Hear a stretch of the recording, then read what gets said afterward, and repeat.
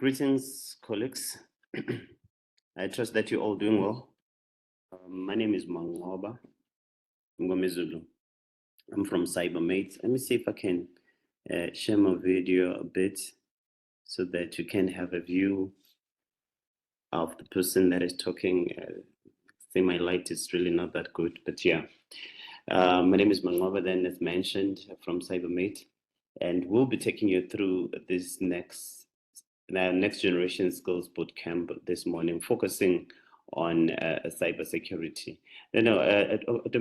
Go back to the first slide. Yeah, just back there. Yeah, here. All right. So we're focusing on capacity building for youth focal points, and really we will be talking more on essential digital and cybersecurity skills. All right. I'll just switch off my video then, and then so that we can continue.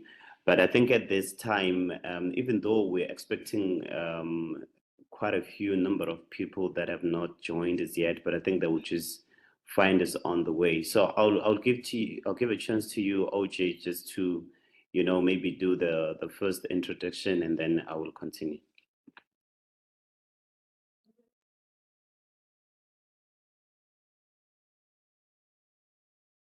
OJ.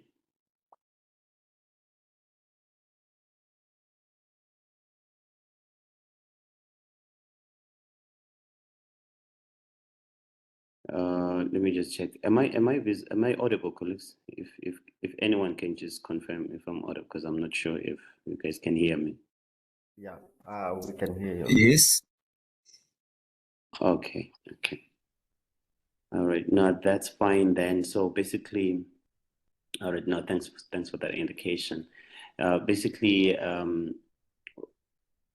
as a start, we're supposed to have OJ just to lay a background on why we're having this session, and the partnership that we have between CyberMate and his department, the Department of Women, Youth, and Person with Disability, and the reason we're actually conducting this session. But him not being available right now, we can just jump straight into it. Right. As mentioned, we are starting right now. Before 12, we should be done with this presentation. There will be breaks in between. So it's not going to be a straight run from now until 12. We'll have some breaks.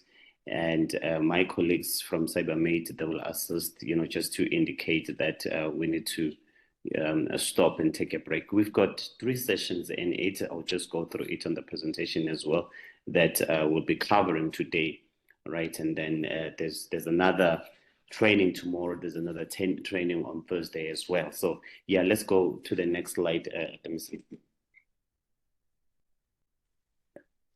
So basically, the training objectives. One, it is to build fundamental or foundational understanding of the digital landscape and fourth industrial revolution. And it's one of the things that are very important that we understand as we are in this digital era, and you guys being the touch points where you empower the communities. It becomes very important that we understand how the fourth industrial revolution affect us, the way we work and all that, so that we can then learn and be able to transfer that information to the people we work with. And also the training of these objectives. And again, the objectives of this training, it is to enhance awareness of cybersecurity principles, digital threats, and cyber hygiene. And just to mention as well, these training objectives, they are not only for today, but they are for the entire 3 days training period. So for the whole 3 days, we'll be looking at these points, and then next to that, another training objective. Continue optimizing. There are 4 training objectives. Yeah, and also we want to equip you as youth workers to support online safety, especially in vulnerability communities, right? And the last one is to explore pathways to digital careers and community support systems. Those are the four training objectives that we'll be focusing on throughout this training period. So keep that in mind as we journey, and make sure that we are able to trace back into these objectives and see if we have achieved our objectives. So I've already introduced myself earlier on. My name is Mangoba Mngomezulu, but mainly known by Q. I am a cybersecurity professional. Been doing it for quite some time. Started in 2008 as an intern at KPMG doing IT auditing. I've written 5 books as well, 2 of them within cybersecurity. I'm also a director of inpatient cybersecurity, which focuses on cybersecurity consulting, awareness, and cybersecurity resource recruitment. I'm also one of the directors of CyberMate, which is the organization that is doing this presentation today or this training today. And then, yes, when I get a chance, I also, play golf. All right, in a nutshell, that is me. Right. So for this day, which is day 1, right, and again, welcome to this presentation for day 1. Yeah, as mentioned, there'll be 3 days, right? But this is day 1. We'll be focusing on 3 things on day 1. Number 1 is digital identity, online privacy, and cybersecurity. And cyberbullying. Number 2, we look into social engineering and phishing awareness. And number 3, we will look into cyber hygiene basics. Those are the 3 elements that we'll look into it today. And lastly, it'll be just a Q&A that we'll do just to reflect on the sessions that we're going to have. Right, moving along. So what is it that we want to achieve today? The learning outcome for day 1, as already mentioned, the things that we'll cover. 1, we want you to understand key digital safety concepts, how to support youth in navigating online environments safely. That's the focus of today. We want to make sure that you understand key digital safety concepts, that you are able to apply yourself, but also teach other people, and also how then to support the youth in navigating the online environment, of which we know that the youth, they spend a lot of their time on the online environment. The question remains is that are they aware of the threats that are online, and do they know how they need to protect themselves from those threats? So that's the learning outcome for today. All right, so the first session, it's digital identity, online privacy, and cyberbullying. So I will encourage that perhaps if you've got any questions, just jump in or raise your hand. I'll be able to see your hands because I am not presenting, or Dumising is presenting. Your network is unstable. Okay. Let me get a feel. How many people are struggling to hear me properly so that I can verify whether it's my network or it is the gentleman's network? Maybe with a show of thumbs if you can hear me very well.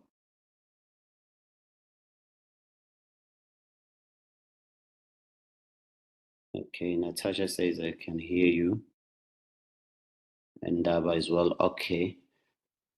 All right, so maybe, okay, I think my network is fine. I think you can check your network on your end. It might be on your side. All right, yeah, it might be on your side. Okay, cool. Let's continue then. Session 1, digital identity, online privacy, and cyberbullying.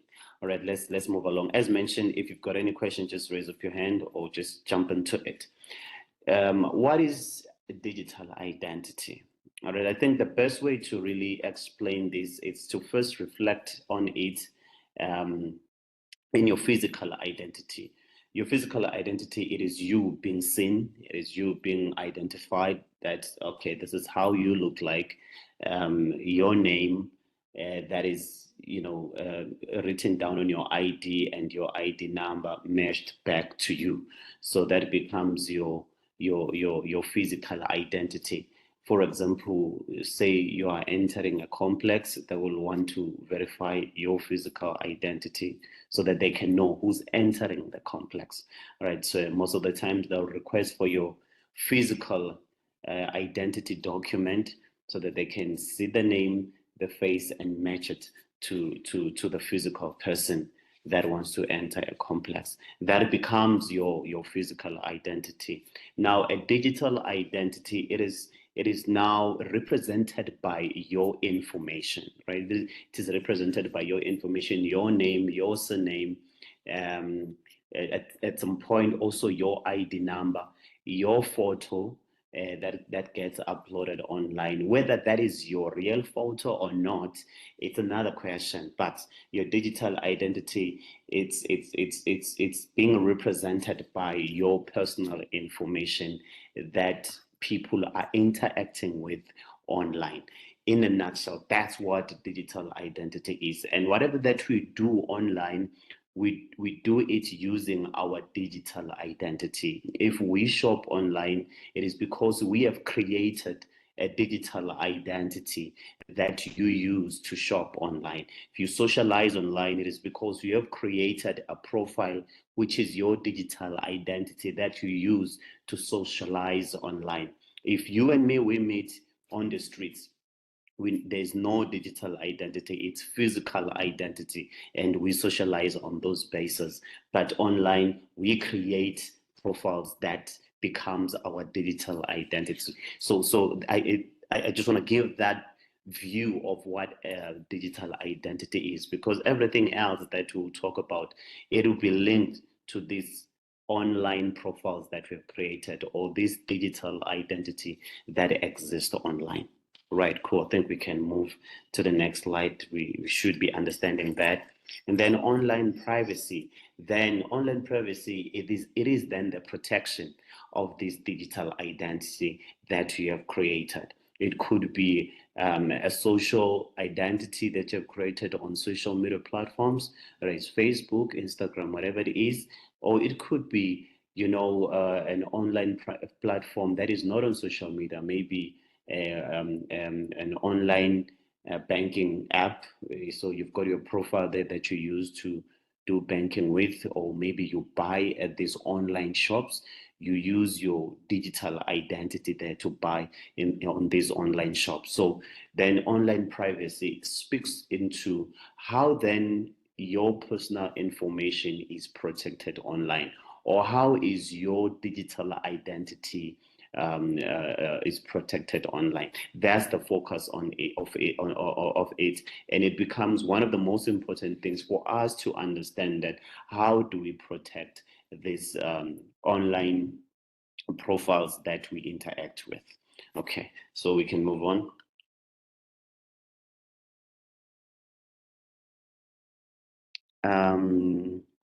Then cyberbullying. But before I move on to cyberbullying, I want to believe that OJ is also recording the session, and that's the reason actually.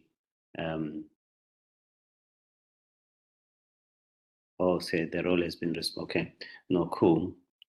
So I trust that then the session is being recorded. Okay, then moving into cyberbullying, there are different types of cyberbullying. One is harassment, and then the next one is impersonation, and then the third one is exclusions. There could be more, but we're just going to focus on these three for the purposes of this presentation. Harassment, it is, again, remember we've already given a background of these online profiles that we have created, these online identities that we have created.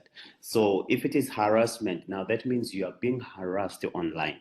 And online, it's whatever platform you exist on it, on the internet. That's basically what it is. So harassment is being harassed online. It can come in different forms. someone can send you a message, making unpleasant comments and things that you're not comfortable with, more like the physical harassment that happens when a person speaks to you. It's just that sometimes physically a person might harass you by touching you. Online they might not touch you because these are digital profiles that we are using, but they can use words, they can use videos that makes you to feel harassed. Now that is cyberbullying. Impersonation, now that's when, let's say for example, someone go on Facebook and create a profile using your information, using your picture, because your pictures might be available online as well, and it's easy for another person to access them, download them, and use them as they wish. So they go and create a profile that impersonates you. That's also a form of cyberbullying, and we have seen a lot of that happening, right? And where fake profiles are being created, and then they are used to request money to your friends, or they are used to even insult other people using your name. That's also cyberbullying, because the people that know you, they will think that is you, only to find that you're being impersonated. And then the other type is exclusions, and that's where you are being excluded on groups that are important to you, groups that you're supposed to be part of, whether it's a WhatsApp group, whether it's a Facebook group, whatever a group that exists through the internet, or a community on the internet that you're supposed to be part of, and you're being excluded from that is exclusion. It's also a form of or a type of cyberbullying. Right, moving right along. Now, cyberbullying has a lot of effects. So the previous picture, really, it was showing the effect of cyberbullying. And on this slide, we're just going to go through a few of them. That what happens if someone suffers cyberbullying. And the reason we are highlighting these effects is so that, when you then go to, this your working places and engaging these youth, they are able to identify some of these effects that the youth might be suffering from, and from there you should be able to find help for them or to advise them accordingly. So the effects of cyberbullying: one, psychological and emotional effects. That's what happens psychologically and emotionally. You find that there's an imbalance as far as that is concerned. You suffer depression and anxiety, and because of the things that I've already mentioned previously, right? Low self-esteem is one of the effects of cyberbullying, and social isolation and withdrawal. And again, this is from a psychological and emotional point of view. Increased stress and trauma, anger and aggression, suicidal ideation and self-harm, difficulty in concentrating, hopelessness and helplessness. Those are the physical and emotional effects that people that have been bullied online suffer from. And physically, you suffer sleeping problems, right? Whether you find yourself that you're struggling to sleep, you're always anxious. Physical symptoms, you even get sick, headache, body pains, whatever it is, but physically as well. Cyberbullying has effects of which it is the result of the psychological root causes.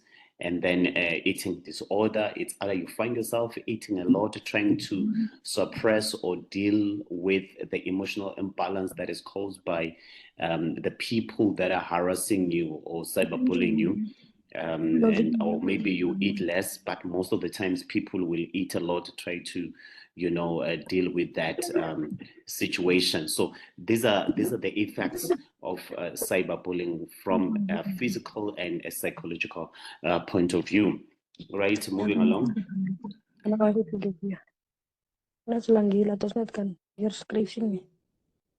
So Elaine, your mic is unmuted. I'm all right. I'm all right. Can go on.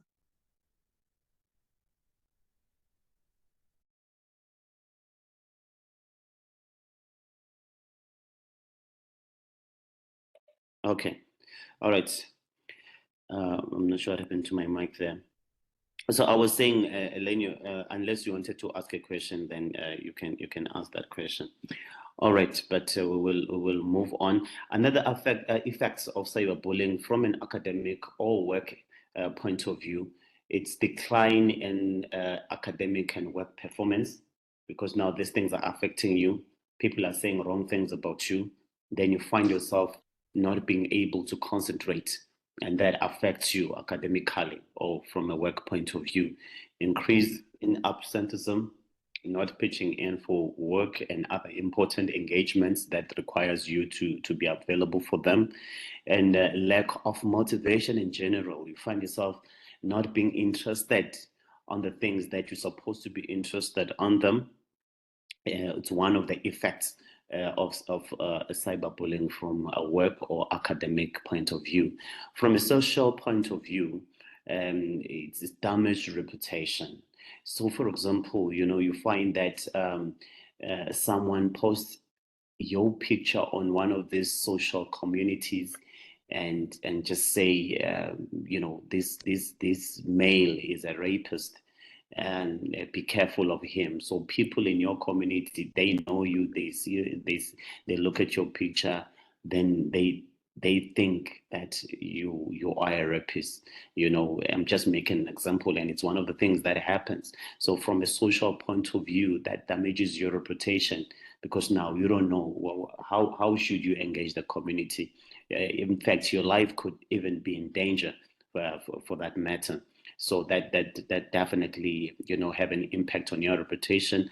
Loss of friendships, again from the same example. If other people, they start believing that you're a rapist, then they'll you know distance themselves from you, and the erosion of trust. It's one of the examples that cyberbullying have from a social point of view, an impact on bystanders as well. And as mentioned, I think the example that I've made, it covers these social effects.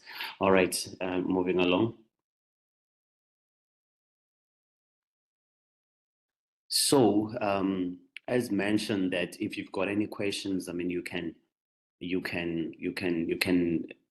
voice them out. You can raise your hand so that we can answer to those questions. But over and above that, we do have a few questions that we have set. You can scan that code so that you are able then to answer those questions. Maybe let's just do that for a minute. You can scan that code so that we can see if you're winning with that. First, it's just 5 questions that are very short, and it's multiple choice. You don't have to think hard, or you don't have to write descriptions. You just have to remember what we spoke about and then answer those questions. All right, let's do that. Simply scan that code, and if you've got issues, maybe you can just let us know so that we know if there are issues with that or not. So I'll mute for like 2 minutes.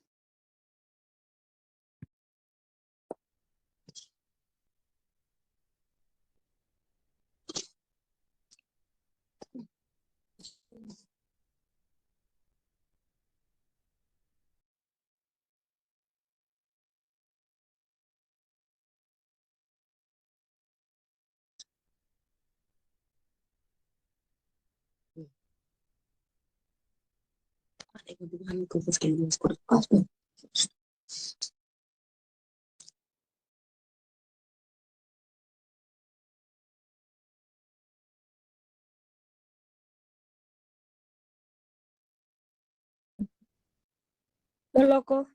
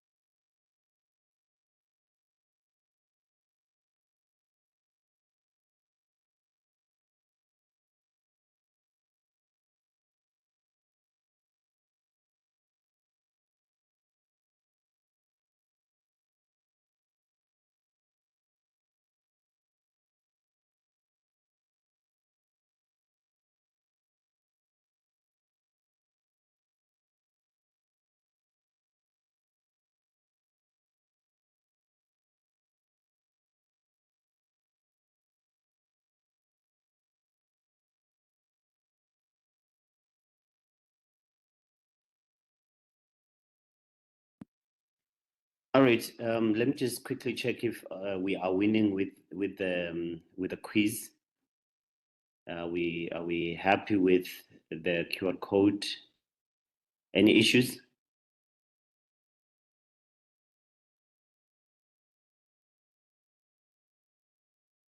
There are no issues.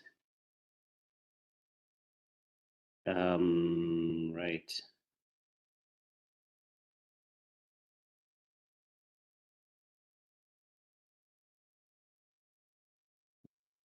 Okay, works perfectly.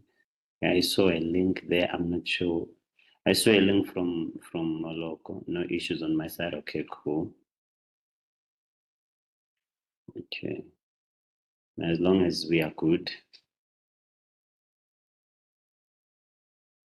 All right.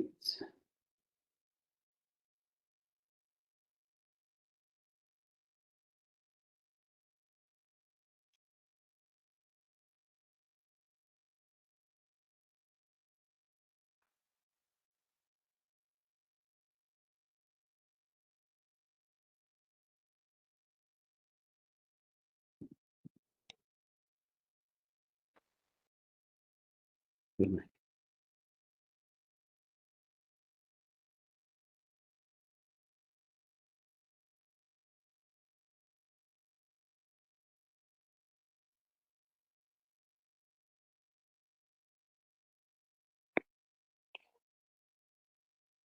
Completed. So Jabu is completed.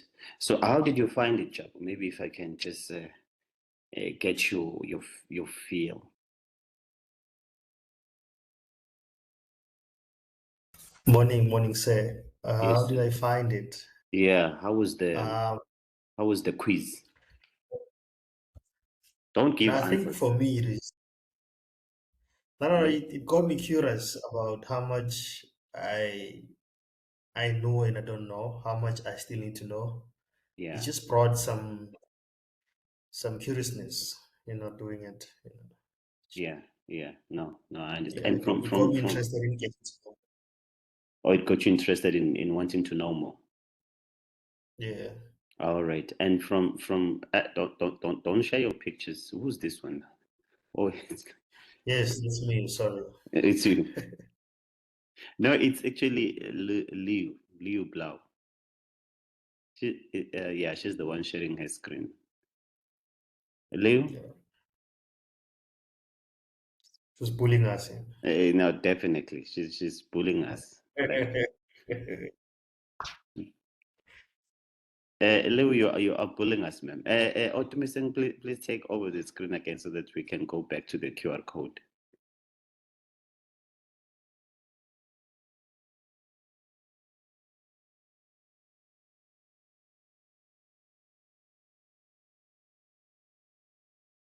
Please stop sharing, Liu.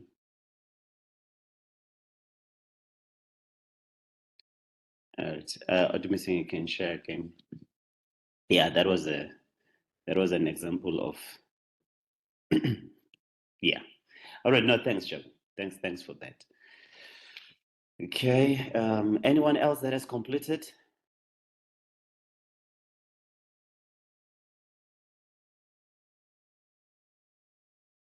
Okay, we're still completing. All right, no, it's fine. I think those that are still completing it, they can continue to complete it. And those that have completed it, they can just, take a short break. Then let's convene again at 10 so that we can go to the second session or the second topic of day one. All right. Let's do that. Okay, cool. So Lorato is completed as well. That's fine, noted. But I think let's do that. If you've completed, you can just take a short break. We'll convene at 10. And then if you are still working on it, continue then. So, but try by all means that by 10 you are done, so that we can move to the next topic. All right, let's take a breather then. Right, Nicholas, 7 people left to fill the quiz. Welcome back, Alex. I trust that you had a good short break. So maybe just to touch a bit on the quiz, it is very important that we complete the quiz. It is not to show whether you know a lot or you don't. It is basically for us to understand whether you were able to grasp the concept that we were discussing, and in that, how is the understanding of this training, so that it allows us to build from that. If there's a need for us to redo this, we need to redo it based on the understanding that you guys have. So that quiz, it is important for us to be able to understand whether you understand what we are sharing with you. All right. And again, the quiz, it's only for stats purposes. It's not going to be shared with your line manager to say, Salome scored 0.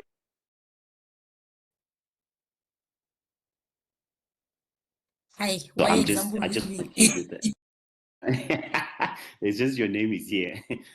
So I just want to give you that comfort and encourage you to complete it. All right. So don't be scared. Cool.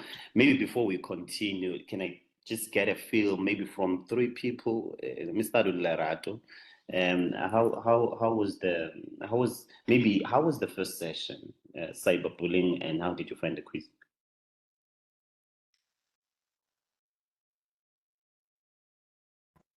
Lerato? Hi everyone. I think the session was just fine. It wasn't difficult, and the explanations were perfect. So I think yeah, everything's just fine on my side. Thank you. Okay, cool. Then the quiz was also doable. Yes. The explanations you gave us, the quiz was just perfect. So you got 100 there, 100%. Yes. Okay, cool. Great stuff. Lee, because Lee and Aquila, they were very busy, I must say. I'm not sure if they were showing each other answers. Yay, but yeah. Lee, how did you find it? Hi, Mbawa. Hey, what's all right? It was all right. I'm busy understanding cyberbullying very much because we are busy at school with this type of program. Okay. And we are No, not that's. showing each other questions. Oh no, I was just pulling your leg. So did I pull it hard? No, you don't play hard. Okay, cool. So if you're saying you are doing it at school, are you a teacher, or you've got a program at school where you are teaching learners about cyberbullying, or what's your role that you're doing at school? I'm a field worker, my dear. Okay, cool. No, that's great. All right. No, thanks for that, Leah. Anyone that has suffered cyberbullying, maybe directly or indirectly, or someone that was once a victim of cyberbullying, do we have well, other than you, like, because you're dealing with such, but is there any other person that has suffered cyberbullying directly or indirectly? No, indirectly, not directly. Indirectly, yeah. Okay, cool. But I was just asking the other colleagues as well on this session if there's anyone who has suffered cyberbullying. Do we have any? Yes, no? No. No. Okay, cool. All right. I think let's move on to the next session. Let's continue. Otumi-san. All right, so this is our second session. As mentioned, we've got 3 sessions, right? So this is our second session, which is focusing on social engineering and phishing awareness, right? It's also a very important. It's also a very important topic that we need to discuss, because there is a lot that is happening with social engineering and phishing. There are people that are losing money. There are people that are losing their jobs. It's just a lot. There are people that are actually even also losing their lives through social engineering and phishing. scams. So I trust that we'll be able then to reflect better on these things. And as we go through these things, what becomes very important is that you personalize it. You look into your everyday engagement or activities and see if you are practicing cyber safety measures or not, or maybe see the things that you need to correct as you engage or as you perform any activities online. All right. And again, as mentioned, when we speak online, we're speaking about any platform that uses the internet. It could be your WhatsApp. You're using internet, it becomes an online platform. Your emails that you are sending, depending on the internet, it is an online platform. When you buy online, it's also, you know, an online platform. Whatever activity that you are engaging on it using the internet, it is an online platform. And that's what we're looking at then to say, as far as social engineering and phishing, what are the things that we need to be aware of, and how do we protect ourselves and the people that we are helping wherever we do our works? How do we protect those people as well? So, right, the first thing is the definition, you know, of physical attacks or social engineering and phishing, actually, right? So, what it means is that it is mainly about tricking people into giving away confidential information, right? Again, when you engage with people physically, social engineering still happens. Well, where I meet you and I ask questions about you. In fact, to take it like this, when a male and a female, they meet, in fact, let's say a male engages a female, or is proposing a female. You meet on the streets and you say, hello, what's your name? You know, where do you stay? What, can I have your number? That is also an example of social engineering, because you are speaking to that person with the purpose of getting personal information about that person from that person, right? That's also a form of social engineering. Not to say it's a bad thing, it's a good thing, because other people, they are married because of that, right? So, but online, there are wrong intentions about it. Okay, you can be engaged so that certain sensitive information that you're not supposed to disclose to anyone, you end up disclosing to the wrong people, and hence the word tricking people into giving away confidential information. One of the tactics then that are being used is agent messages, fake links, impersonations. All right. At work, mainly, you might get an email as if it comes from your line manager, asking you to, you know, maybe send a gift voucher, for example, or, you know, send a gift voucher. I need to send it to so and so or to one of our colleagues. And because it's your line manager, you don't even, you know, scrutinize the email. You simply act on it, right? So it's one of the tactics that are being used in phishing. A real world example, it's email scams, WhatsApp fraud, and SMS fraud as well. You know, especially these days with it happens a lot with SMS fraud, because you find yourself maybe buying an item online and it has to be delivered to you. You get an SMS saying your item has been delivered. I mean, your item has been ordered. There's an outstanding amount of 50 rands that you need to pay so that your item can be delivered to you. And then there will be a link for you to click and make that payment. You look at that, you know, it's 50 rand, so I can quickly do that, because, you know, you don't want your item just to be held just because of 50 rands.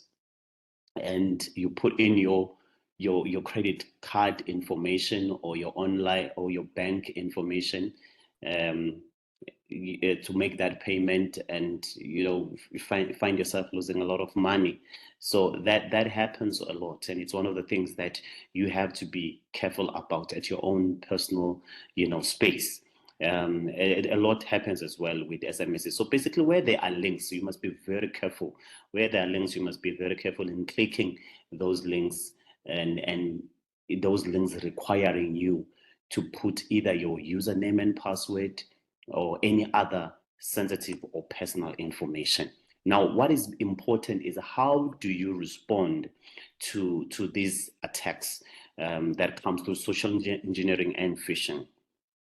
One, you need to verify the sources. How do you verify the sources? You look into the sender, because the sender is the source, the person that has sent that communication to you. If it is an email, you look at the person that has sent the email, to you, the email address. You also don't click on unknown links. What is important, before you click on a link, you just hover your mouse over that link. If you hover your mouse over the link, it then shows you the actual link behind the link that you have on the email. It becomes difficult on SMSs because there's no mouse. It becomes difficult on WhatsApp as well because there's no mouse. That's why you just have to be very careful with regards to clicking on unknown links. Actually, when we speak of ransomware attacks, so a ransomware attack, it's where, especially at work, where you find that you are sent an email with a link or an attachment, a fake email with a link or an attachment. You click on it. That link has a virus on it, just to put it in simpler terms. And that virus, it shut down your computer. And you find that you can't access any of your work, and they ask you to pay money for them to give you access to your work again. It happens a lot in organizations, even here in South Africa, and that is launched through phishing. All right, so you have to be very, and I'm just making an example about your computer, but when that thing happens, it shuts down the entire organization. Everybody in the organization cannot work. That's how bad it becomes. So you have to be very careful as far as that. So how do you respond? Verify sources. Don't click on unknown links. Report it to your internal hub channel, depending on where you work and what are the channels that has been established. If you are not sure, do engage your IT department to say, how do I report phishing emails and anything that is suspicious, right? That's very important. Moving along. Next slide, Optimism. Now, here it's an email. Here, this is an email that I need you to analyze. All right, I need you to analyze this email because this is a phishing email. There are good things and bad things in this email, and based on what we spoke about on the previous slide, I need you to tell me if this email is legit or not. Beside the word scam there, like as mentioned, there are certain things that are valid, there are certain things that are not valid. But I need you to identify the things that are not valid. This is an email. You see the subject, notice of assessment from SARS. And you see where it comes from, and it goes to you. You being the SARS client, all right? Hence they say dear SARS, and you have to do the e-filing and all that. Cool. And there's also a link there. There's also a link there that you have to click and all that, right? And also there's some instructions that are given to you. Kindly download and act as instructed, all right? This is a scam email that you receive. And people receive a lot of these emails whenever it is filing time.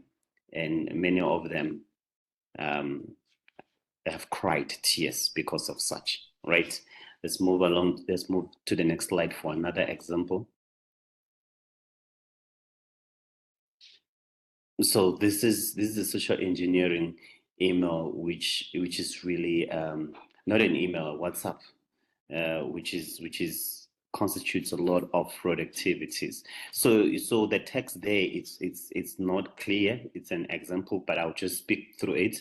So basically,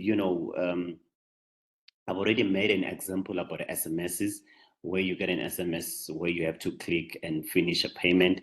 It's one of the fraud activities that happen through SMSs, but also with WhatsApp.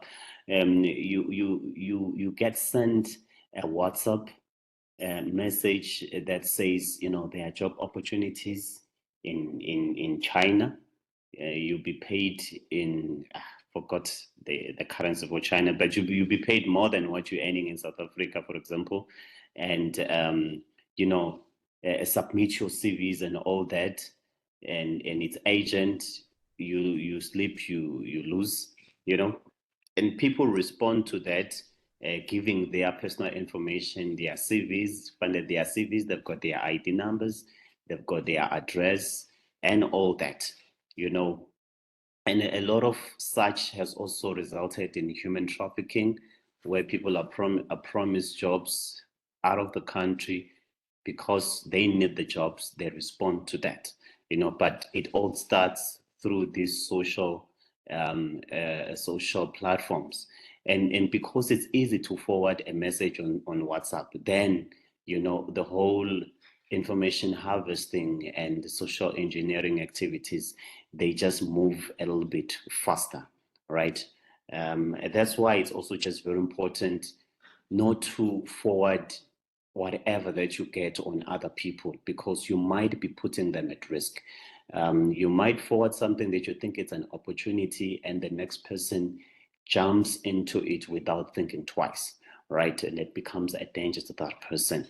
So these are the types of social engineering issues that as a community we face, and things that when you go to your sites and engage the youth, you need to warn them on such things. We have a lot of youth, young people that are being taken out of the country without their consent. A lot of people, young and old, that get missing. Some of these missing people start with these social platforms and messages that are being communicated, and people acting on those messages, right? So this is very, very important to note. Let's move on.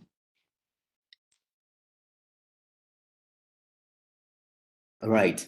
Now, the same thing, it's not a lot of questions, it's straightforward questions, but I just need you again to scan this code, answer those quiz questions on how to spot a phishing scam. All right. Same process, scan. I'm not going to give you a lot of time on this one because it's very short. But yeah, let's engage on that right about now. Scan and answer those questions. And again, I encourage everyone to engage on this activity. It is not really to paint you otherwise, but just to be able to know how are we doing with this training. All right, let's go for it. I'll give you 5 minutes. Give you 5 minutes on this one. So right about 25 past, I'll unmute again. But for now, I'll mute.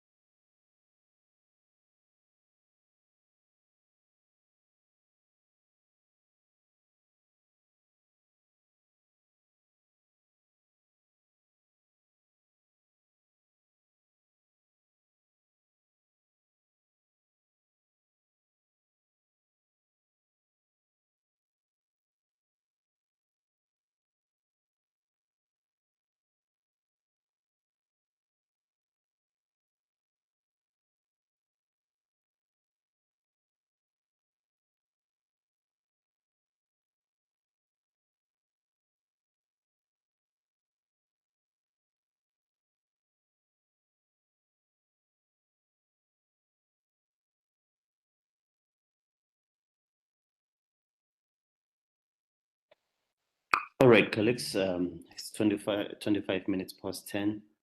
Can I just get a feel of how are we doing with the quiz? Are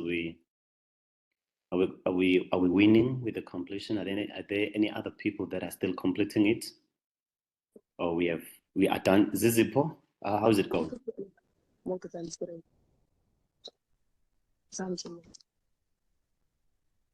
Zizipo?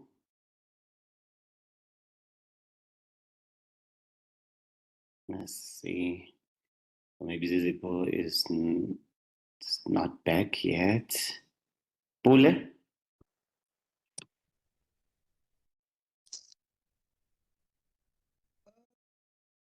Pule, are you online?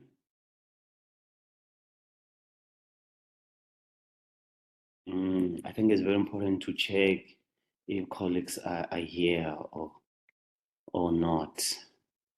Sisonke? Oh, are you winning? Or was that Pule?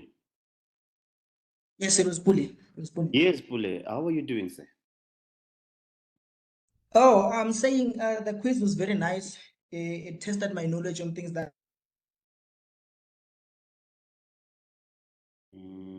You're cutting the Pule.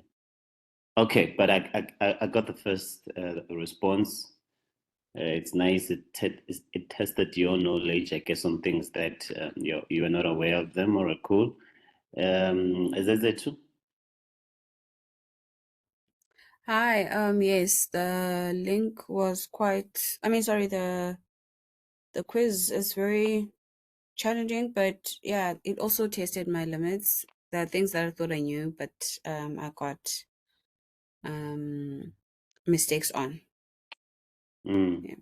Okay, cool. But in a nutshell, it opened up your mind on certain areas as well. Yes, correct.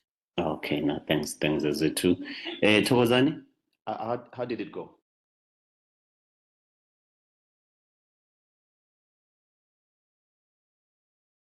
Thokozani?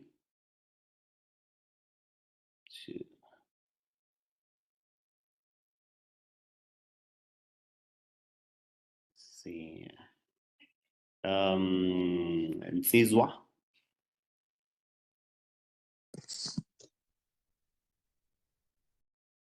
Nsizwa, you're online? Yes, I'm online. Yes, sir.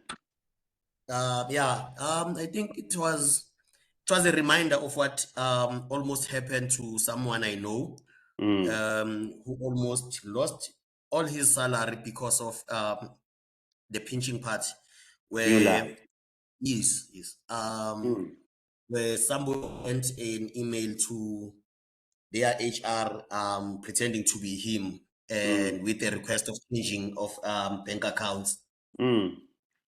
Yeah, and the email on the description, the email says the guy's name as it is, but when you hover over the email, it comes up as Gmail account. And then I guess that email was not actioned, meaning the money was not transferred to the wrong account. It was almost if it wasn't for the other person on the other side checking very thoroughly. Yeah. Yeah, that guy wouldn't be paid.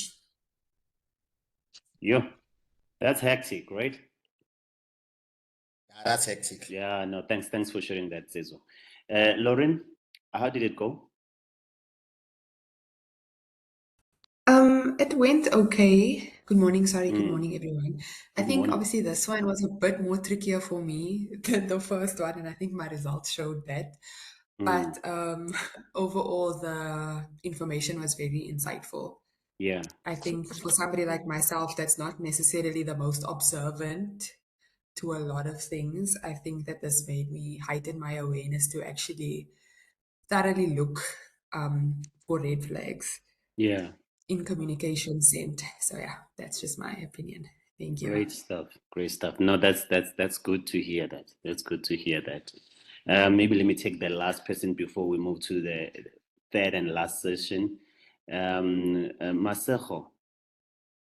How did it go with that social engineering and phishing exercise?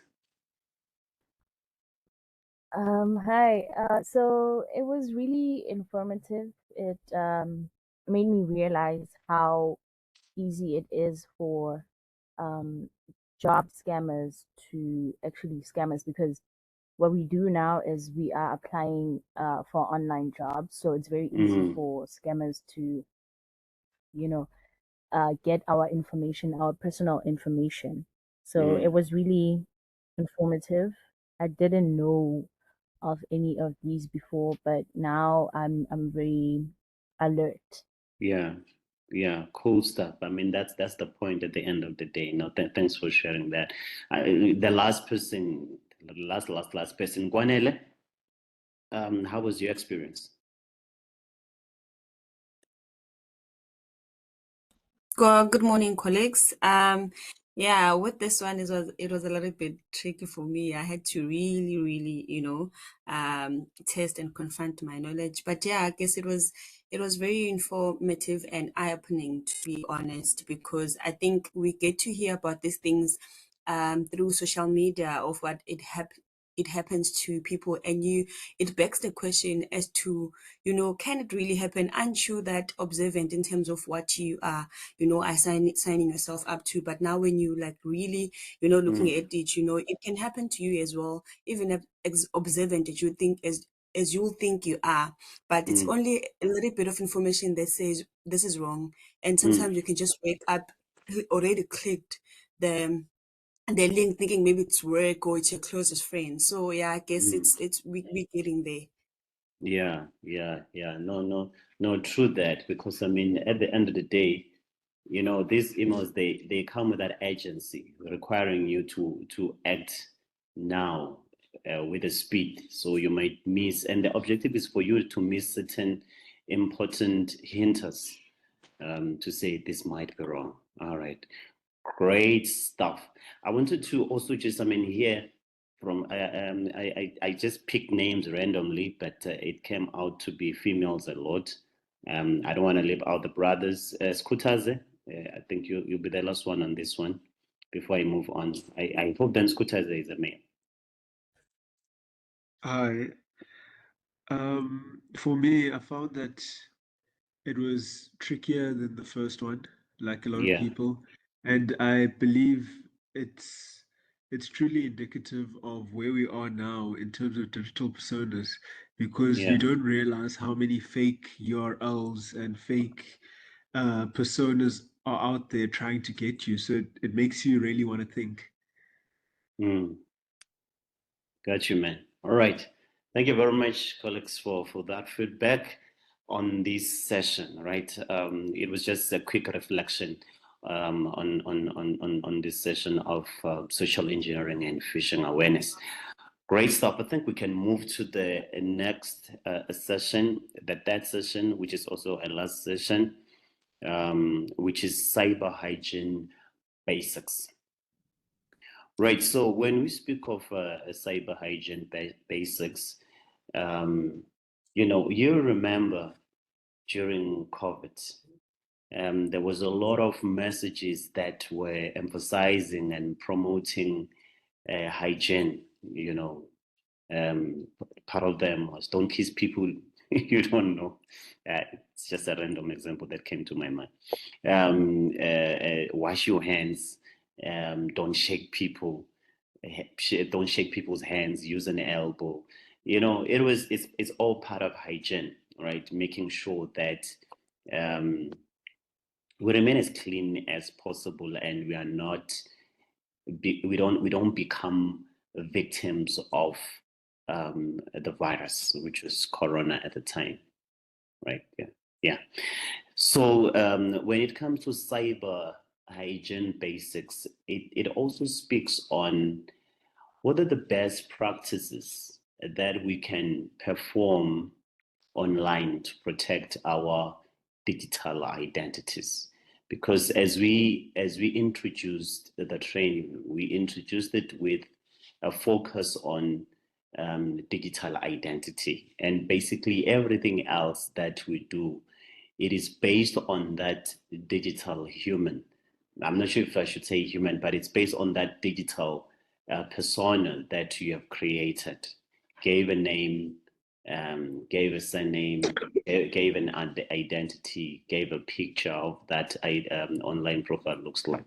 So cyber hygiene, it says then that those practices that we do with those digital profiles or with those digital personas, they need to be protected. And there are few things that you can do to protect our digital profiles so that we do not become victims of impersonations, as we've mentioned, victims of cyberbullying, as we've mentioned, victims of phishing, as we have mentioned, the victims of any attacks that can happen online. Few things that you need to do: strong password and password managers. It's very important that you are very careful of your password. Every online profile has a password to protect it from being misused or from being hacked. So you must make sure that your password is strong. And when we speak of a strong password, we speak of a password that has upper cases, lower cases, numbers, and special characters. Now it becomes very difficult sometimes to remember all these passwords. You've got a password for Facebook, Instagram, Twitter, X, TikTok, whatever. It's quite a lot of them. LinkedIn, and it's very important as professionals to have LinkedIn profiles or accounts as well. You know, not that we shouldn't be active on other social media, but as professionals that wants to grow in our careers, we must make time to be active on LinkedIn as well. All right, but not to say there are no scams happening on LinkedIn. They are there, but it's just a platform that is good for our professional growth. All right, so strong password, you need to make sure that you use that. What I normally advise on to create a strong password that is easy to remember, you must think of a phrase that, you know, it's easy for you to remember. So let's say, for example, I love soccer, all right? So the phrase will be, I love soccer. Then you take the first letter of each word, I, L for love, S for soccer, all right? You add any random year at 2014, for example, not a year you were born, not a year your child was born, no, any random year, or at 0027, all right, and add some other exclamation marks as well, or something like that. Then when you write that, when you enter that password, you use that phrase. It becomes easy, and you add those numbers. So it's one of the ways of ensuring you use a strong password that you can remember. Or password managers. These days there are apps as well that helps you to manage passwords in a secured manner. Some of them you download them, some of them they are available online, but you just have to make sure that it is a valid password manager app. Sorry for that. Okay, and secondly, you need to use multi-factor authentication. It's a multi-factor authentication or two-factor authentication. It's just a second layer of security to protect your account. So on your account, you have your username and password. That's the first one. Second or two-factor authentication, it's your OTPs, for example. After you put in your password, then you are requested to also enter a number that will be either SMS to you or email to you. You know, that's make sure that such you use them, especially at work, that has to be there. But also investigate when you create these online profiles, or when you subscribe to some of these online platforms. Just check if there is multi-factor authentication enabled there. Also, best practice, avoid using public Wi-Fi for sensitive activities. Public Wi-Fi is there to make our lives easy because we live online. We definitely live online. You can imagine if you were disconnected from the internet for an hour. You can't send WhatsApp, you can't access your emails on your phone, you can't access the internet. It really becomes a little bit of a nightmare. And so as people, we have literally migrated from, even though we are living physical in this world, but our activities, they are definitely online, right? And now you have seen yourself, you are with your friends or family on the table. You find that most people, they are not engaging with the people they are sitting with, they are engaging with other people online. That's how the online domain has taken over.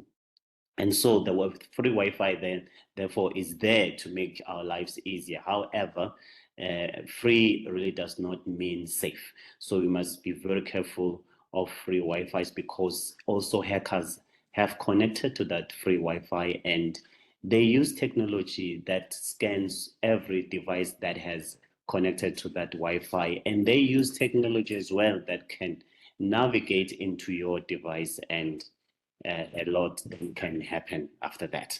So avoid doing your banking using a free Wi-Fi. That is definitely not safe, because we're talking your money there. That's best practice. That's how you can practice cyber hygiene. Also, make sure that you regularly update your devices. Your laptops have the antivirus installed or updated there, but also depending on the phone that you're using, have your apps updated as well, your operating system updated as well, and all that. And again, backup strategies as well.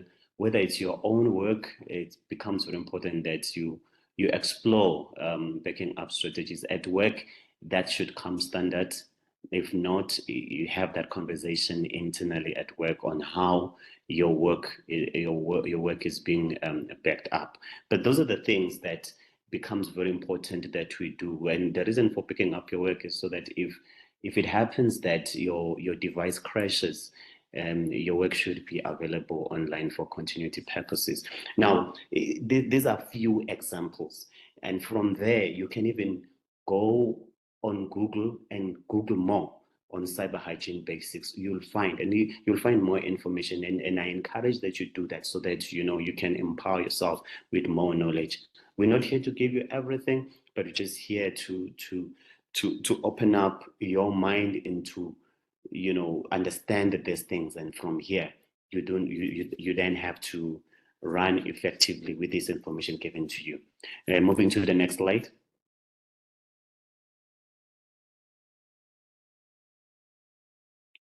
Right.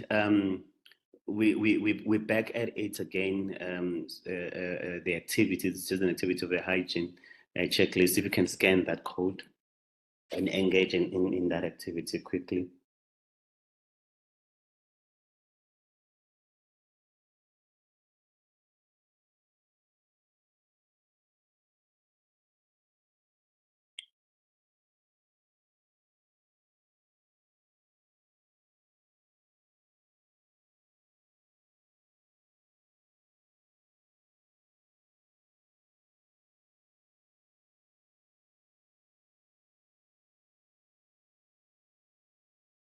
All right, I'll just give you like 5 minutes or so,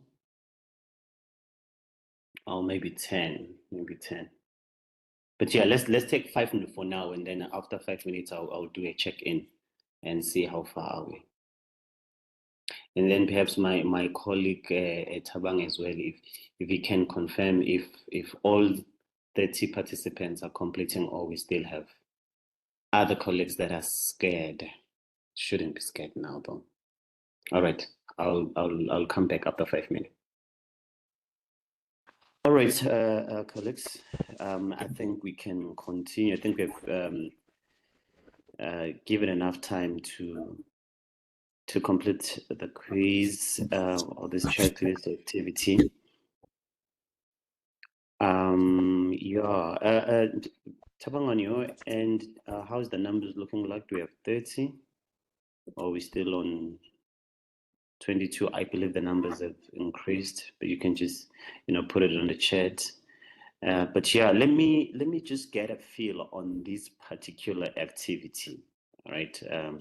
Cyber hygiene, based on the information that was shared. How did you find it? I see that Ntagabani, you have unmuted your mic, so I guess you want to maybe start. Can I give you a chance then?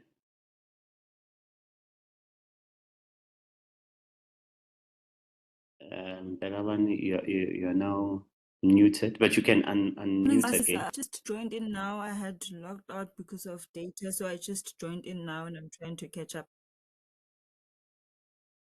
Oh, okay, meaning you haven't completed the quiz.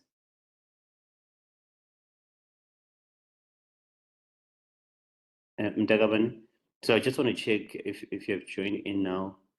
Are you still completing the quiz, or you haven't, or you know?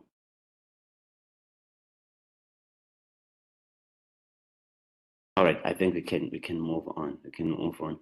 Let's give her a chance to catch up. All right. Yeah. So I just really pick up the names randomly. So,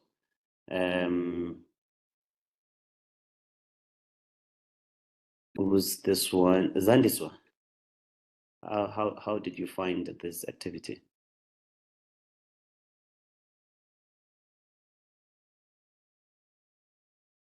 Zandiswa, are you online?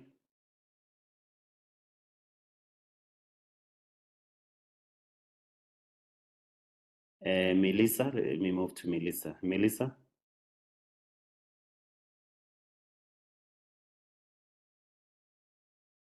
Hello, everyone. Mm-hmm. Hello. Can you hear Yes, me? ma'am.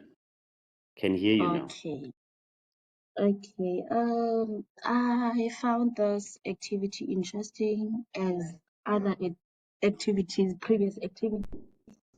I wanted to comment on the previous activity, which was is it social engineering and phishing awareness? Mm-hmm. Yes, it was very interesting. I've learned new things that I wasn't aware of. But yeah, even that one was interesting. Okay. Okay. So you completed Yes. all three quizzes. Yes, I did. Okay. Okay. No, and from which department you're from? Department of Agriculture. Or Department of Agriculture. Okay. So Yes. you are of the view that the information shared, you'll be able to apply it in your own life and also during the field work or when you engage other people. Yes, but I'm not really doing the field work. Oh, you're not doing I'm the field only work. HR. Yes, I'm HR. Okay, okay, no, great stuff. And I think it's also very important, as HR as well, to practice these things as a person that is involved in, onboarding, offboarding, whatever activities that you do. I think there's cyber hygiene and phishing and stuff. It becomes primary to your field of work. Okay, but thanks for Yes. that, Melissa. Right, So thank you. thank you, ma'am. Thank you very much. So there's a link, Dagabani. There's a link where you can access the form, because you're saying you're struggling to access the form. There's a link on the chat box. You can check it there. Otherwise, it can be shared again. If maybe we can share, because you're saying you lost connection. Maybe you can't see what has been posted before. So yeah, Otumiseng, if you can also reshare the link for her sake as well. All right, but we'll continue in the meantime. Nosisi, how did you find? All right, not it. Nosisi, how did you find this session, cyber hygiene?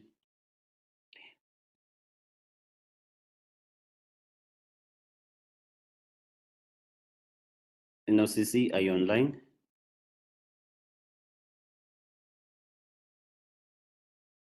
All right, we're gonna move on. Beauty.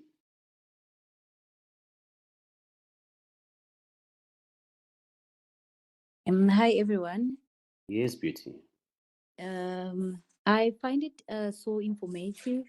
Although I used to use strong passwords and I used as well two-factor authentication. However, I'm not a person who would update the passwords regularly, or I'm a person that uses the same password for literally everything. So I learned a lot. Yeah. Great stuff. Because you know the danger about using the same password on everything is that if your password is compromised on one platform, then it can, that can make it easy for the cyber attackers to access your other profiles as well. Yeah. So it is very much recommended that you use different passwords for different platforms. So it's good that you got that. But now, also the overall, then maybe there's also just also reflect on the overall sessions, the three of them. How did you find them?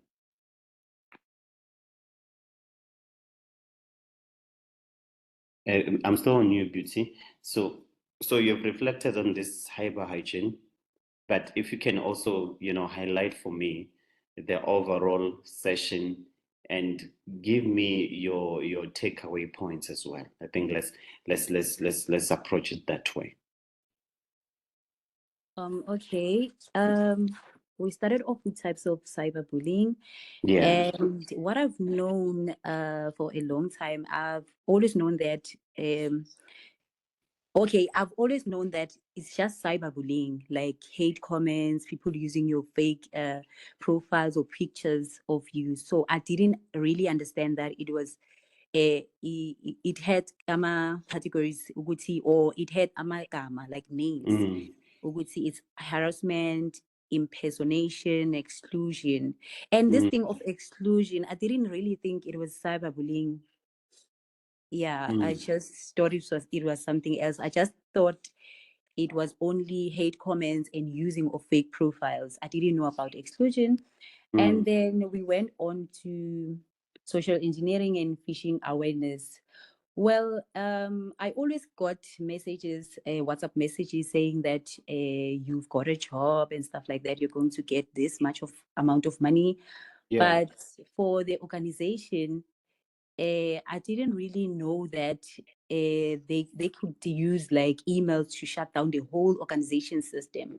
But it's really informative because I work for an organization and I'll be so aware of that. And then on cyber hygiene basics, I've already mentioned. Great stuff. No, I get what organization you work for? I'm from Grind SA. Grind SA. Yes. Okay. Now great stuff. Now thank you for that. Thank you for that. Happy that you got something out of the training. Thank you. Ati. Ati, are you online?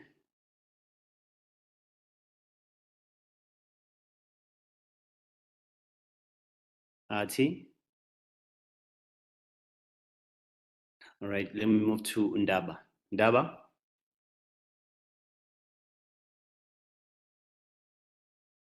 Good morning. Yes. Ndaba. Yeah, noted no CC. Sorry, Ndaba. Noted no CC. I'm not sure though. I'm not sure how we can assist you with your mic and no CC. I'm not sure if it's settings or what, but maybe after Ndaba, I'll give you a chance and see if it's working or not. Right, go for it, Ndaba. So basically, Ndaba, I want to check with you. How did you engage, or did you find the cyber hygiene session? but also give me your overall reflection of the training and some few takeaway points for you. Okay, thank you. My reflection on cyber hygiene is that I personally am not, in fact, I tried.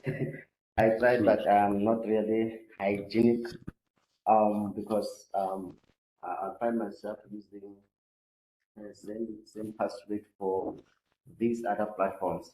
Like you mentioned, your LinkedIn, your Facebook, all the social media platforms. I've used the same password simply because I'm a human, I forget. So for me to remember when I log in using a different device, it will be easier for me. But another point is that it is very important for us, as much as I mostly use same password, but I don't make a mistake of clicking on that button that says remember me. Do not forget my login details. I don't do that. Simply because I'll forget, because I'll find myself using number of devices, particularly because I'm working at a center. So we have, when I want to check in on my emails, I'll log into one laptop, just a random laptop. But I don't make that mistake to say remember me when I. The other point is we are very vulnerable. Inavailability of internet access make us to be vulnerable because we find ourselves being victim of social engineering and phishing. Because we've been forced to. Here I'm speaking on behalf of our young people now, because they are the ones who are mostly in need of internet access. So they mostly find themselves having to access internet in this and in the spaces where they will find Wi-Fi in the public spaces. So that's the risk on its own. And I think I don't know, maybe I have a way of maybe redirecting that our centers should be having internet access freely, so like a hotspot, but that is monitored. I think that will minimize the risk. Yes, thank you. That is my. No, thanks, Deb. I think you also had some very insightful observations on your end. Things that I also did not mention, like that functionality of remember your password, and that's safe. I mean, that's a safe cyber hygiene that you're practicing there, not to click remember my password on this website, because that's a mistake that we do sometimes. We say remember my password that you don't put in your website, but if any other person have access to your device, then they automatically have access to that platform which you have an account on it, you see. So that's very important, and I think that just goes for everyone, not to click on that remember my password option when you visit websites. It's also not safe, because it allows any person to have access to your account. You're right. So that's a good practice there. Thank you, Ndaba. So there's a comment. I didn't see it. If you can just read your comment, what is it? Let me see. Sorry. Let me just check that comment. Oh, Masejo, I have a question. Are there any dangers or precautions we should look out for when using password generators? There are some websites that suggest a strong password for you. How safe are those? So it's a very good question. Yeah, because these days it's quite what is it? What's the word?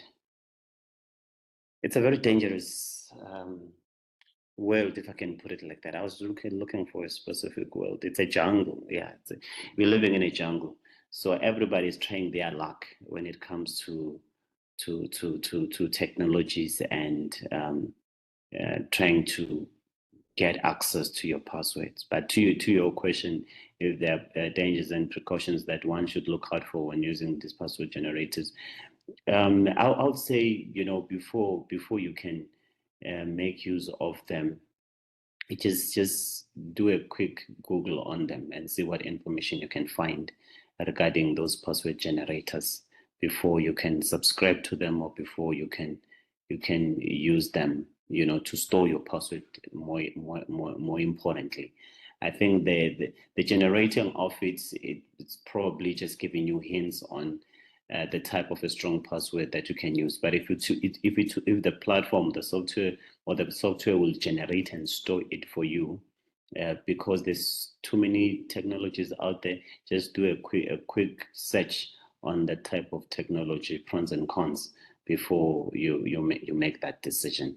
I think that will be the best advice. And for that, and I'm saying that because I might say, use this technology today, tomorrow there's a new technology, then my response becomes outdated. Hence, I'm saying just do a quick cons and pros on that particular software that is being suggested before you make use of it. All right, I hope that helps, Masako.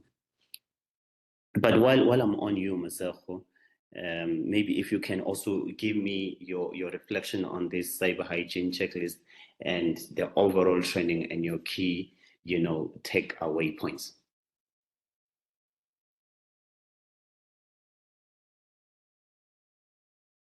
Masako? Yes, sorry, can you please repeat that? Sorry. Okay, did you hear my response to your question though? Let me start there. Yes, I did. Okay, I did. Are you happy with that? Yes. Okay, so I was saying then, please give me your reflection on the cyber hygiene session, but also the overall training today and your key takeaway points for the entire session. Okay. So for the cyber hygiene checklist, it was really an eye opener for me because with regards to my question, I would normally just request for a password generator, and I didn't actually, and with also the say for future log. For me, I kind of have like a lot of passwords, so it's just maybe it's just because maybe I'm lazy as well, because I just kind of think it's easier for me to save the password for future logins. So that's also an eye opener for me, and yeah, I'm definitely going to go back to those websites, change things, change the way I interact on the internet. Also, just an overall feedback. Session was really informative. It was an eye opener. It gave me a lot of insight. I realized my mistakes and I realized what I need to work on in terms of cyber safety. And yeah, I mean, I'm just I'm very happy about the session. Okay, thank you very much. Thank you very much for that, Ms. I'll appreciate it. All right, cool. Let me check the message from Larato. I think another major aspect we need to reflect on is the desperation that people currently have, whether it being financially or the need to be relevant, and where does the judiciary system comes in. Yeah. I think it's a good question, Loreto. So Loreto, do you want to expand on that? Greetings, colleagues. Good morning, everyone. Yeah. I think I've always gone to, back in the days, we used to study the motive of crime, and we always learned that you'd have your victim, your criminal, and obviously the environment. Yeah. So we now live in a system where people understand that we currently have a huge loophole into the economical development of this country, especially. And that is what now bullies are actually using. Now they're actually using your empathetic approaches where they target you based on emotions and based on your need, because they understand that 99% of us actually need. And this is why you find that now this approach in itself, as much as we're here as different entities and organizations, how many of us would actually bring this home, to our own families, to our own friends, and also being able to say, okay, I have a Facebook account, but am I able to be aware of when someone is being bullied? And as such, because of the different protocols and policies of these accounts and platforms, do we report them so that we're able to act as a reflective, shield for those that do not know that they're actually being attacked? And again, I think if you've noticed back in the days, there were a lot of criminal activities where people were targeting women through Facebooks and everything, and actually meeting up at the mall and actually raping them. But all these things are not properly legislated to say, are these platforms now being held accountable to making shift of the security aspect of the actual users also? So that's something that I think we also need to consider going forth. Yeah. You're making a very good point there, Larato.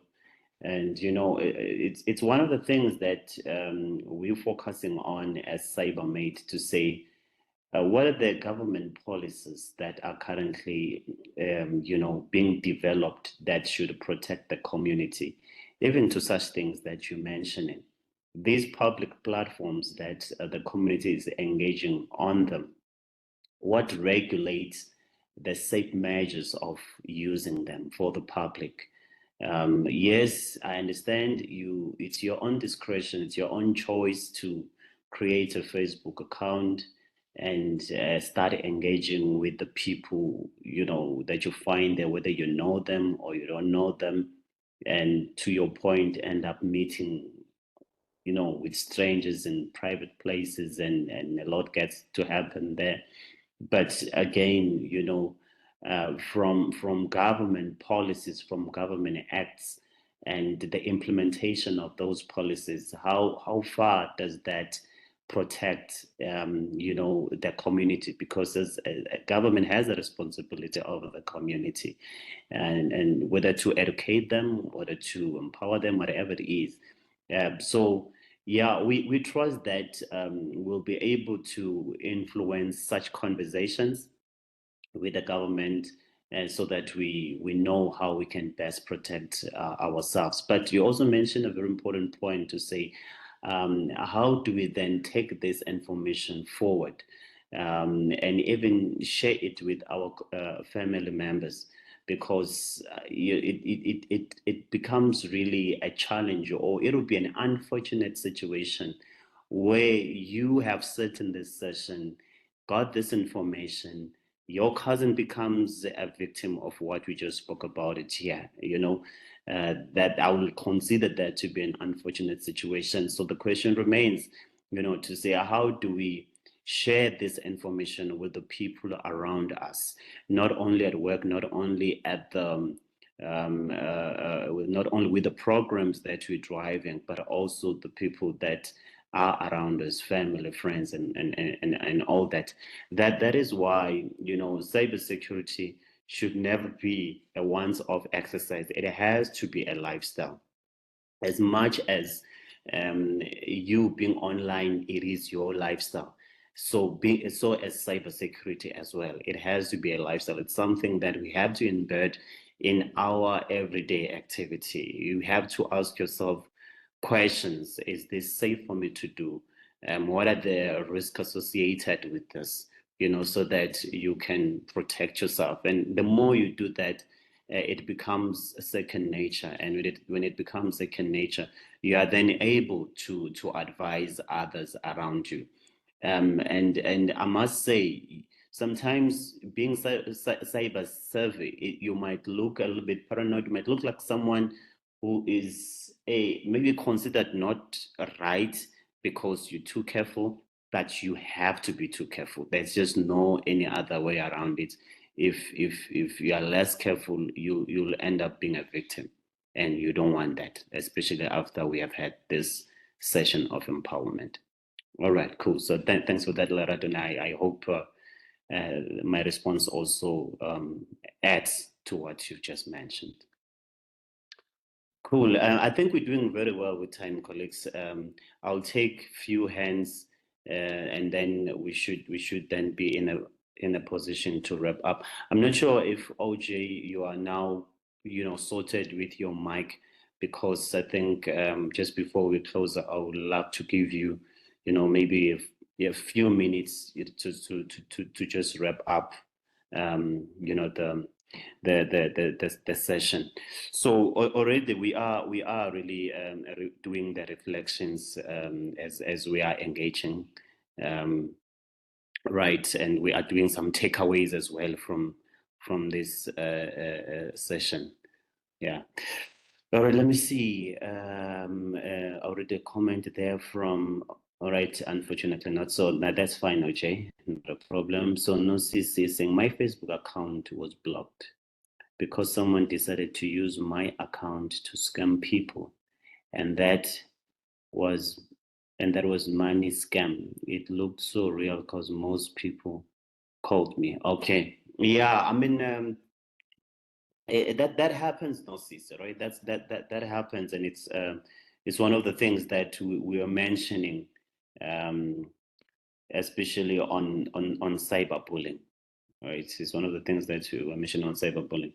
That happens, or also impersonations, where you're being impersonated. Someone else acts as you, and they do a whole lot of things with it. It goes back to cyber hygiene. You regularly change your password on Facebook as well.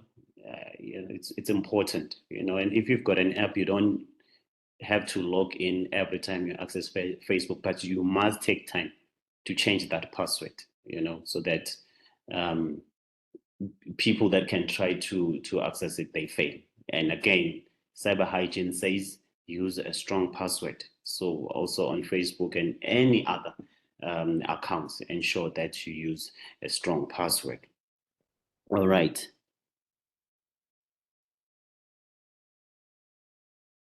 All right. So one of the reflections, obviously, we did say what are your takeaway points, and the people that have engaged, they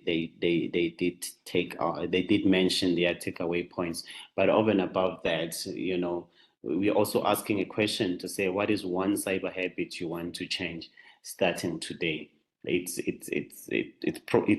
very much linking to your takeaway points, but this is more of a direct question that calls for action and that calls for commitment on your end. And I will add that as well in your reflections as you respond. Do mention a cyber habit that you want to start practicing starting today. So before I give a chance to someone, so there's a message from Natasha. Okay, also Natasha was actually responding to Masejo. I got logged out of my account because of password generators. I used it to access the site on my phone, but when I tried to log on my laptop, this particular website refused to recognize my password. I couldn't change the password because the password generator would kick in. It was a mess. The only way I could fix it was by creating a new email address. So I can create a new account without the password generator. All right. So I hear your experience, Natasha. I mean, I think at the end of the day, technology has its own pros and cons, and I guess I'll still refer back to my response to Masego as well, to say before you subscribe or you use that password generator, just do a quick pros and cons search on it, and so that you can make a more informed decision about it. All right, cool. Let's give a chance to Patricia. Patricia, what are your reflections? Cyber hygiene, the entire session or the entire training, your takeaways or whatever that cyber habit that you want to start practicing today. Patricia.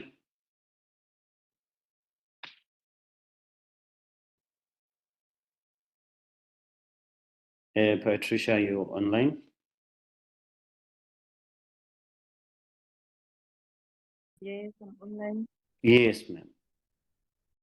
Sorry, what was the question? So my question was your reflection on the last session we had, which is cyber hygiene, right? And also then the overall training today, your takeaway points and a cyber habit that you'll start practicing today. Oh, okay. My reflection is on the cyber hygiene page. That's one of wrong password and using the same password for everything. I usually use one password for everything, and then Sorry. I think there's just a feedback on your end. I'm not sure if you've got two devices, if you are using two devices at the same time there. No, I'm using one. Using one. Okay, cool. Continue. Okay. Another thing is the effect of cyberbullying.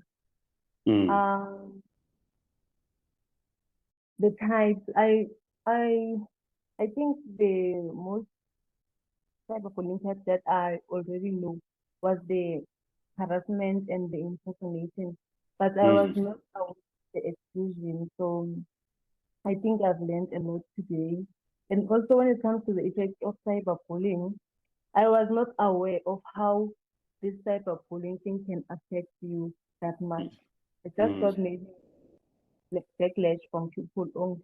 I was not aware that it can affect you, your academics, your social effects, and your physical effects, the most important one. So I think this session was very informative. And going forward, I'll try to change my password. And also, I wanted to ask, what is the difference between a two-factor and two-step verification, something like that? What is the difference between two-factor authentication and what? And two-step verification. Two-step verification or verification, yes. What is the difference between two-step verification and two-factor authentication? Is that your question? Yes. Okay.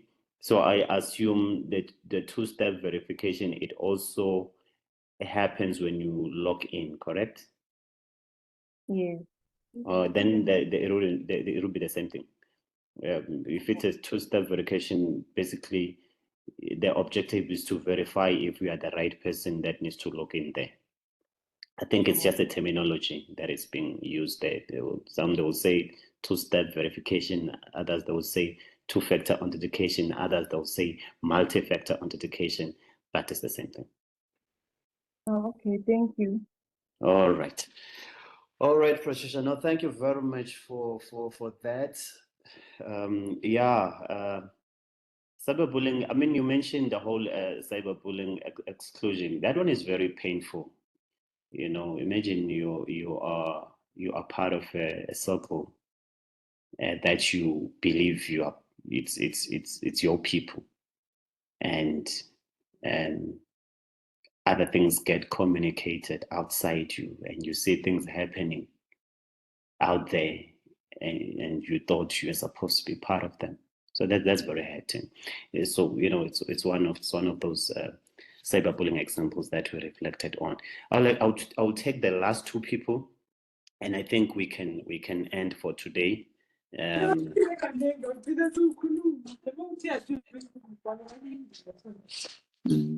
Beauty, you want to say something? Oh no, sorry, it was a mistake. Oh, it was a mistake. All right. All right, cool.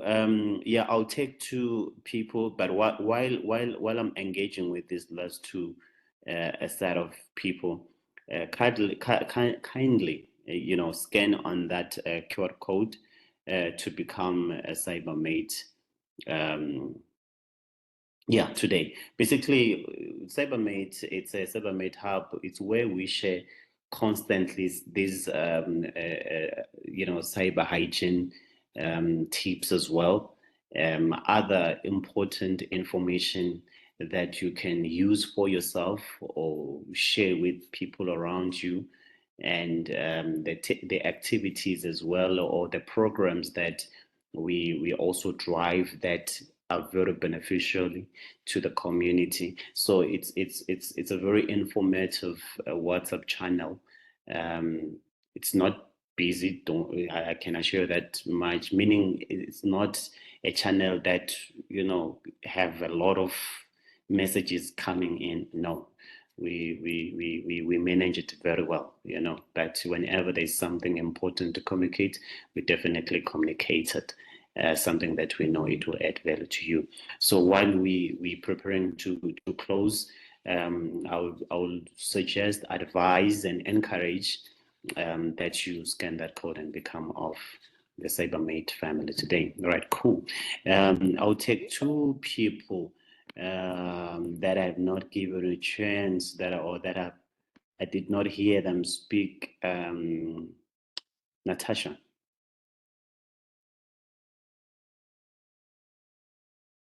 Natasha, you online?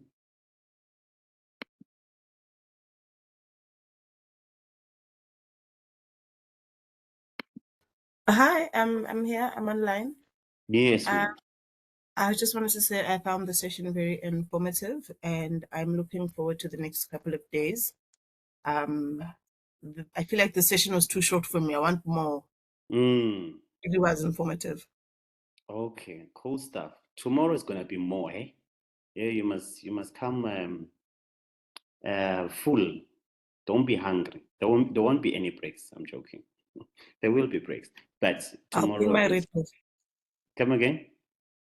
I'll bring my Red Bull. Bring your Red Bull. Bring your Red Bull. It's gonna be another great session tomorrow.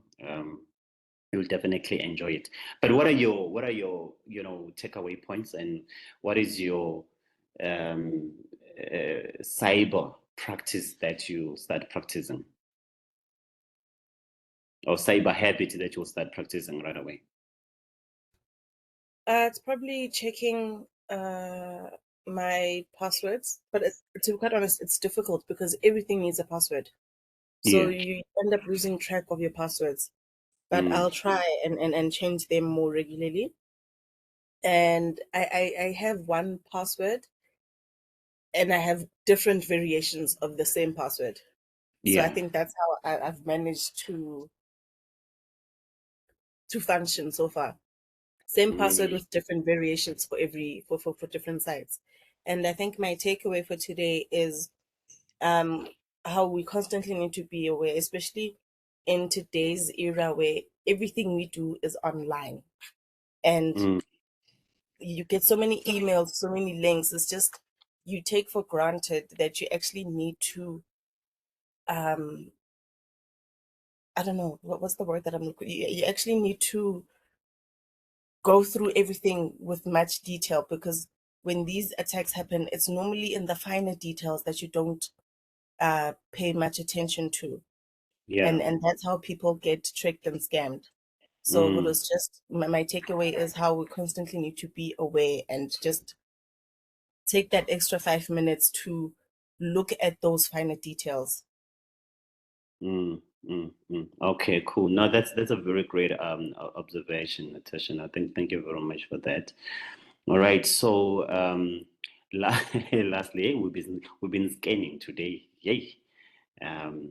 but it's for a good cause, right? It's for a good cause. Lastly, also, please scan that as part of the attendance register. I think for every training, we should be able to track the attendance of that training. It's a norm. So because we are not in a physical venue where you'll write your name as you enter, we are online, so we do it online. So you kindly scan that code and then and fill it in so that we can then track that as part of attendance register. Last person, Zizwa, if I can give you a chance as well for your own reflections.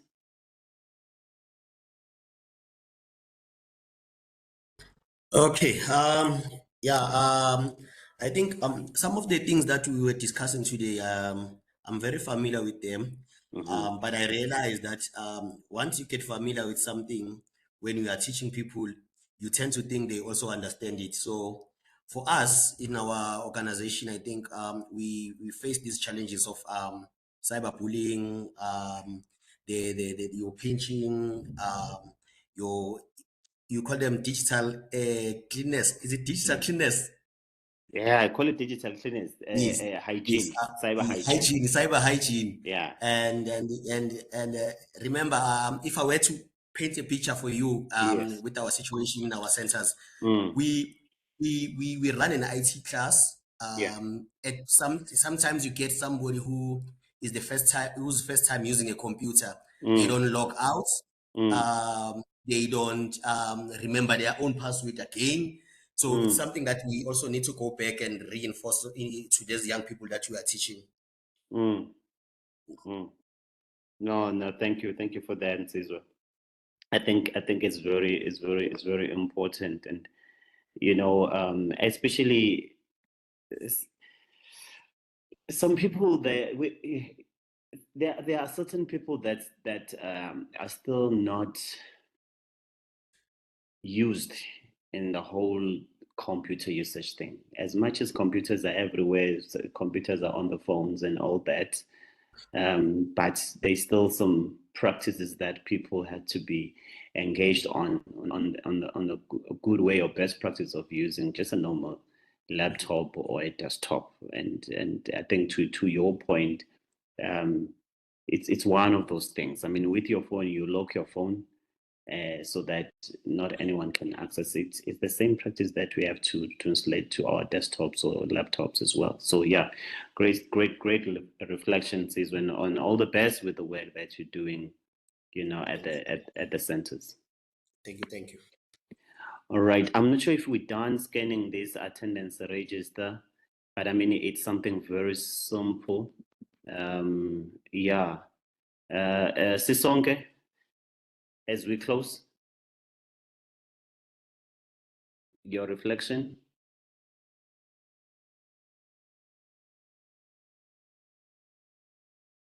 Sisonke online. I think quarter two, we definitely closing. Sisonke.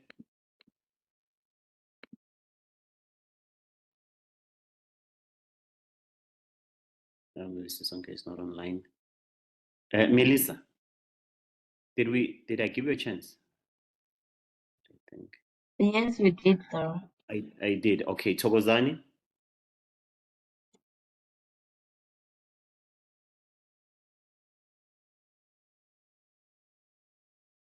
Thokozani.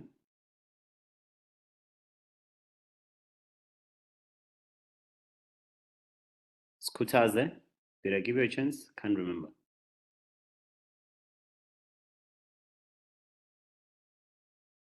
Hi there. Yes, Skutaze. Real quick on my side, I agree pretty much with everything else that's been said. The last checklist we did, really, the cyber hygiene session as a whole really made me realize that I thought I was doing enough in terms of my cyber hygiene, but I'm not, because I only use two-factor authentication when I'm prompted, and I don't back up and change my passwords regularly, but I do use different passwords. And then holistically, I would say today, it's been eye-opening in the sense that it's showing that we need to be more vigilant in the space, and we need to find ways to manage our data better.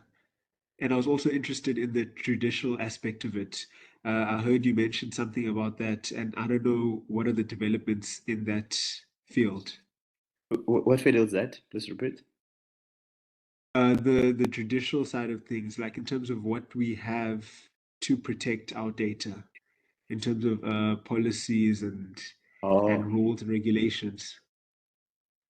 Oh, okay. Oh no, that is still in conversations. Nothing concrete that as far as that is concerned. Yeah, but any developments, we'll post them on our website, also on our channel that you guys can. Yeah, the information will definitely be there. Right.